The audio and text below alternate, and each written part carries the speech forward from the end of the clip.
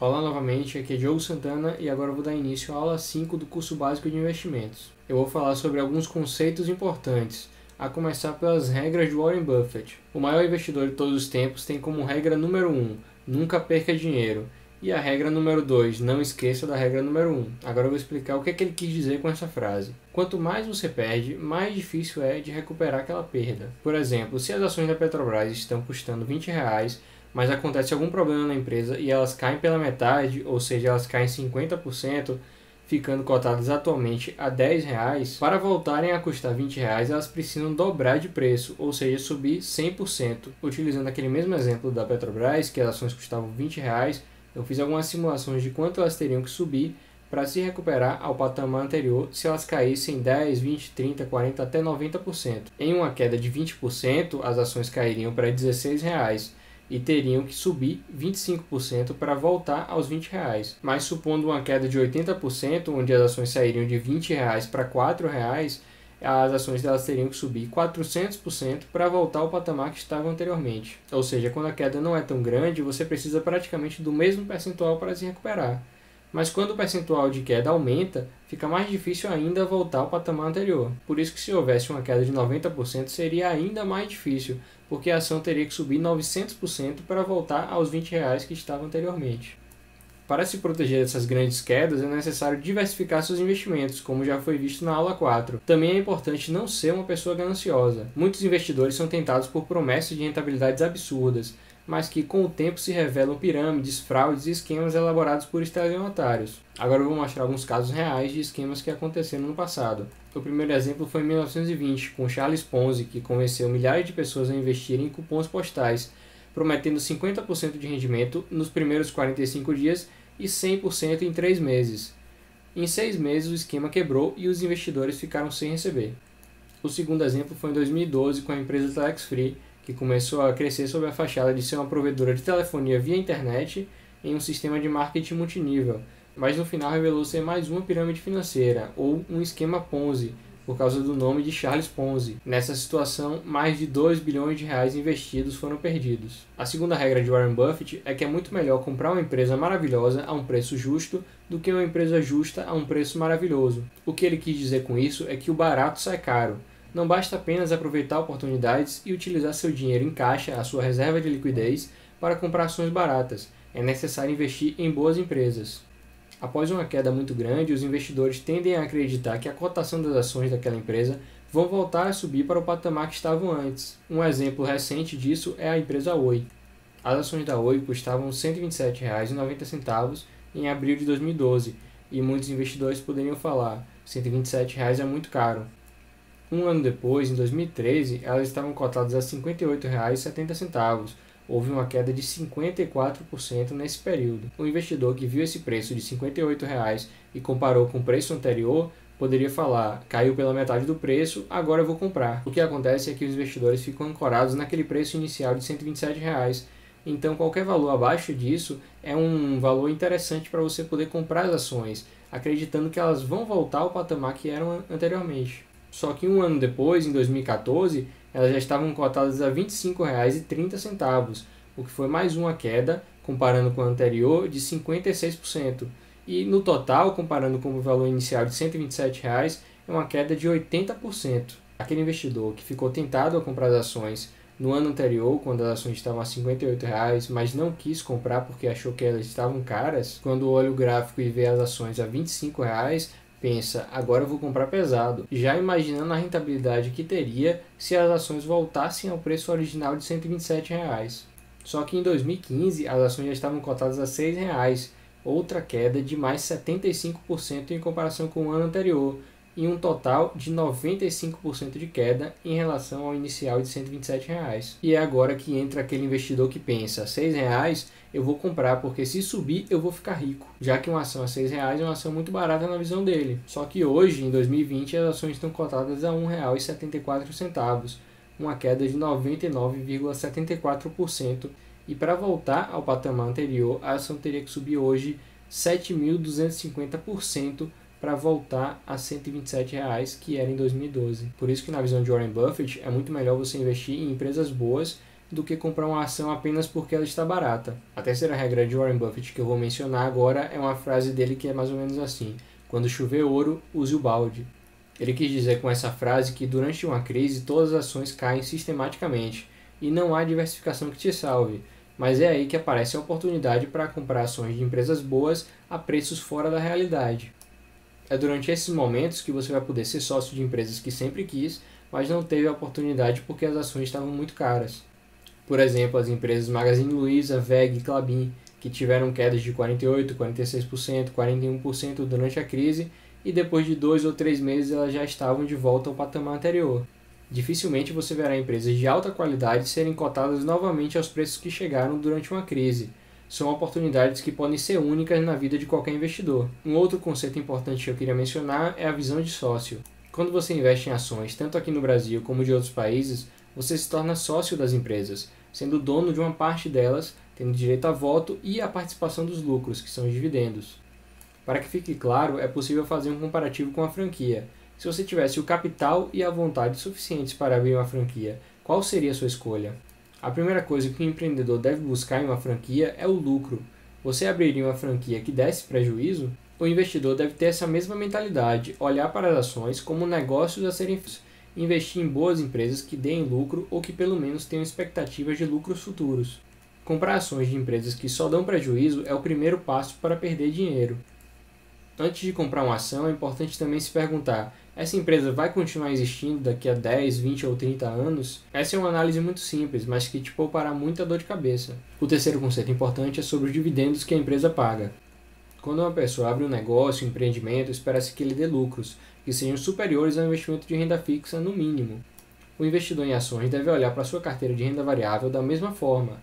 A empresa que você é acionista está dando lucros? Os lucros estão sendo repassados para você em forma de dividendos? A seguir você verá o gráfico das ações do Banco Itaú de 1995 até 2017. A linha vermelha no gráfico é a cotação das ações do Itaú, ou seja, o preço das ações em cada momento de 1995 até 2017. Durante esse período, o Itaú teve milhões de reais de lucro e dividiu esse lucro com os acionistas na forma de dividendos. Quando você pesquisar na internet a cotação das ações do Itaú ao longo dos anos, o que você vê é o gráfico de linha vermelha, mas aquela pessoa que comprou as ações do Itaú, recebeu os dividendos e com os dividendos comprou mais ações, teve um rendimento muito maior do que a pessoa que somente comprou as ações e utilizou os dividendos para outras coisas. A métrica utilizada para saber quais são as empresas que pagam bons dividendos é o Dividend Yield, o DY, que é calculado da seguinte forma: os dividendos pagos nos últimos 12 meses divididos pelo valor da ação. Por exemplo, a empresa Engie pagou R$ 2,36 nos últimos 12 meses e o preço da ação hoje está R$ 41,80. Então o dividend yield dela vai ser 2,36 dividido por 41,80 multiplicado por 100, que vai dar um DY de 5,64%, o que significa que a cada R$ 100 investidos na Engie, você vai receber R$ 5,64 de dividendos ao longo do ano. Existe um método muito famoso e eficaz de escolha de ações, criado pelo jornalista econômico Décio Bazin e recomendado por Luiz Barsi, que é o maior investidor pessoa física aqui do Brasil. Esse método propõe principalmente comprar ações de empresas que paguem no mínimo 6% de dividend yield. Hoje, a Engie não passaria nesse filtro porque ela está abaixo dos 6%. Então, essa ação não entraria na carteira de ações de Décio Bazin. Esse método é simples e eficaz, que consegue demonstrar o poder dos dividendos nos investimentos. O quarto conceito que eu vou trazer agora é que preço importa. Existem duas correntes de pensamento distintas para o investidor no mercado de ações: a do preço importa e a do preço não importa. Warren Buffett é um dos investidores que seguem a linha de pensamento de que preço importa, o que fica explícito nas últimas duas regras mostradas nessa aula 5. A segunda corrente de pensamentos acredita que o mercado é eficiente em precificar ativos. Se as ações da Petrobras estão cotadas a R$ 20 hoje, é porque elas valem R$ 20. Se amanhã elas caírem para R$ 10, é porque amanhã elas valem R$ 10. Independente da corrente que você segue, o que eu vou mostrar a seguir é um fato. Eu trouxe aqui o gráfico das ações da Taesa nos últimos 12 meses e marquei alguns pontos importantes que eu vou tratar a seguir. O primeiro ponto que eu trago é quando as ações estavam cotadas a R$ 32,20, que foi logo antes da crise. O segundo ponto é no patamar mais baixo da crise, quando as ações estiveram a R$ 24,54. E o terceiro ponto é quando as ações estabilizaram a R$ 28,30 mais ou menos. Supondo que você queira investir R$ 100 mil nas ações da Taesa em cada um daqueles pontos. Em janeiro você conseguiria comprar 3.105 ações com essa cotação de R$ 32,20.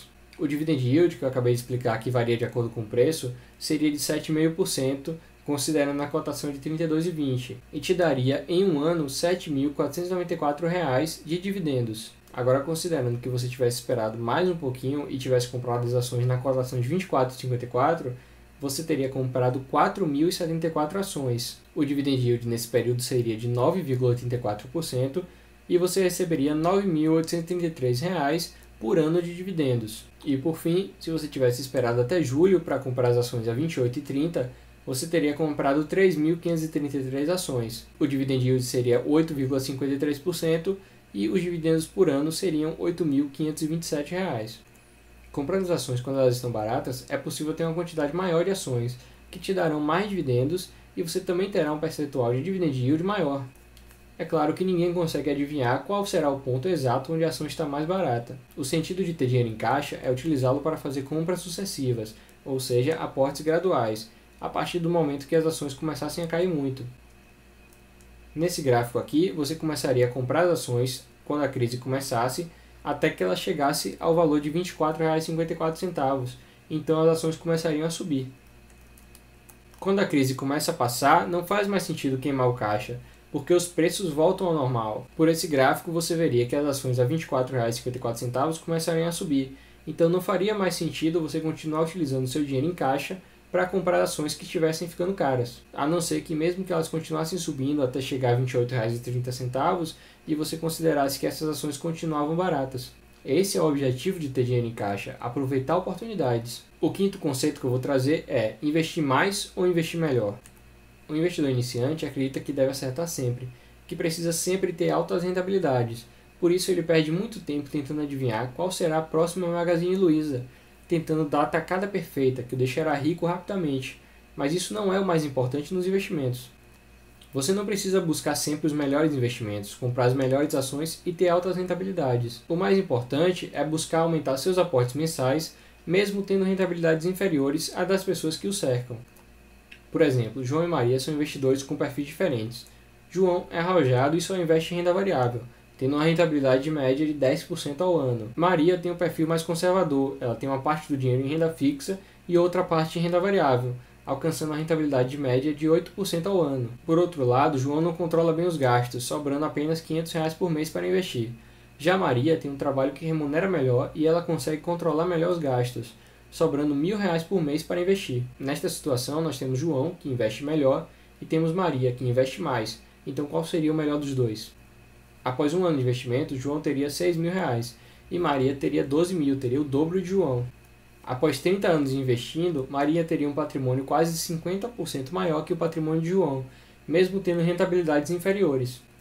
Quanto maior for seu aporte nos investimentos, maior será seu patrimônio no futuro e maiores os dividendos que você vai receber, porque quanto mais ações você tiver, mais dividendos você vai receber. No gráfico é possível ver a evolução do patrimônio de Maria e de João ao longo dos 30 anos, sendo que Maria é a linha azul. Outro conceito que eu vou trazer é o tempo ao seu favor. Em uma das minhas postagens no Instagram, eu fiz uma comparação de quanto uma pessoa teria ao final de 30 anos investindo. Considerando em todos os exemplos a mesma rentabilidade de 12% ao ano, uma pessoa investindo R$ 250 por mês teria R$ 770.000 ao final de 30 anos. Já uma pessoa que investe R$ 2.000 por mês, ao final de 30 anos teria R$ 6 milhões investidos. Eu trouxe também em forma de gráfico o patrimônio dessa pessoa que investiu R$ 2.000 por mês a uma rentabilidade de 12% ao ano. A linha amarela representa o total de dinheiro que foi investido, ou seja, R$ 2.000 por mês vezes 360 meses, que são 30 anos, o que daria R$ 720.000. Já a linha azul é o patrimônio final que essa pessoa teria, juntamente com a rentabilidade. O efeito dos juros compostos ao longo desses 30 anos transformou um patrimônio de R$ 720.000 em R$ 6 milhões. Ou seja, se você pegasse aqueles R$ 2.000 por mês durante 30 anos e colocasse em um lugar que não rendesse nada, por exemplo, a conta corrente, você teria R$ 720.000. Mas se você pegasse esse mesmo dinheiro e investisse em um lugar que te desse 12% ao ano de rentabilidade, você teria um patrimônio muito maior. Isso porque a fórmula dos juros compostos é a seguinte: M é igual a C mais I elevado a N, onde N é o tempo investido. A fórmula de juros compostos nada mais é do que uma função exponencial, que varia de acordo com o tempo investido. Quanto mais tempo, maior será o crescimento do seu patrimônio. Vamos chegando ao final desta aula 5, que foi a última aula do curso. Espero que você tenha gostado e que você se torne um investidor iniciante muito melhor do que qualquer outro, podendo até se classificar como um investidor intermediário. Para receber mais conteúdos similares a esse, clique aqui embaixo no botão de curtir, se inscreva no canal e nos vemos na próxima.